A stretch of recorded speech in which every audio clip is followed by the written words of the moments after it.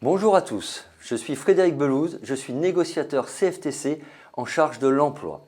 Je voudrais vous parler d'un sujet que je connais bien, l'emploi des seniors. En 2023, seulement 58% des 55-64 ans étaient en emploi, contre 82% pour les moins de 50 ans.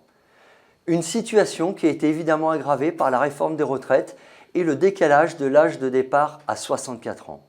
Cette réforme vise à nous faire travailler plus longtemps, 2 ans de plus pour être précis.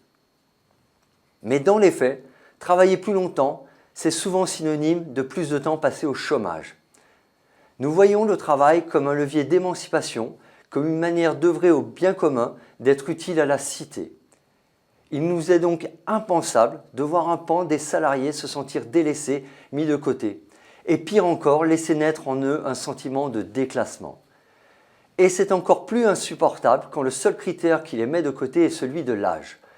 Je crois qu'il faut que les mentalités et le regard sur les seniors changent. À 55 ans, on a encore énormément à apporter à une entreprise, sans parler de la transmission, du savoir-faire ou de l'expérience. Je crois qu'à cet âge, on est encore en pleine possession de ses moyens. Mais pour changer les mentalités, un simple vœu pieux ne suffit pas. C'est pourquoi une négociation sur l'emploi des seniors s'est tenue récemment, j'y représentais la CFTC. Et elle a amené à la signature d'un ANI pour Accord national interprofessionnel qui, je l'espère, changera la donne. L'objectif de cet accord noué entre patronat et syndicats ? Favoriser et faciliter le recrutement des seniors, leur maintien en emploi et leur évolution professionnelle. Pour ce faire, nous pensons que la gestion des aménagements de fin de carrière doit être anticipée. Et pour être sûr qu'elle le soit, nous avons obtenu que ce sujet devienne un objet de négociation obligatoire dans les entreprises et dans les branches.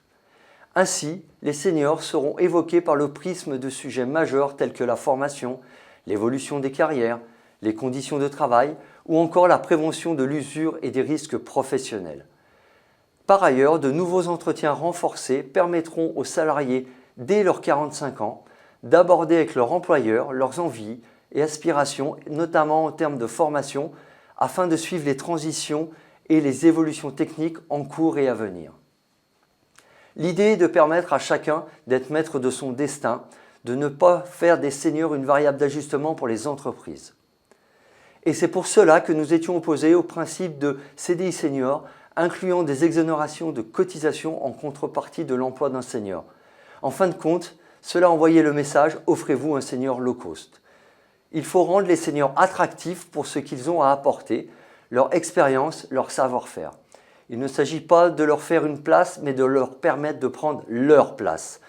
Par ailleurs, attachés au principe de libre choix et au fait que le salarié soit maître de sa carrière, nous avons milité pour faciliter l'accès à la retraite progressive. Elle permet de travailler tout en percevant une partie de sa retraite et en continuant de cotiser pour améliorer son montant.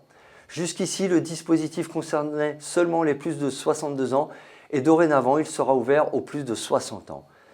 C'est donc un plus grand nombre de personnes qui pourra jouir d'une rémunération plus juste et mieux maîtriser la fin de son parcours professionnel. Anticiper et prévoir, dialoguer et adapter, former et monter en compétences. Finalement, les solutions pour les seniors ne sont pas si différentes de celles que nous préconisons pour les autres salariés. Et pour cause, ce sont des salariés comme les autres.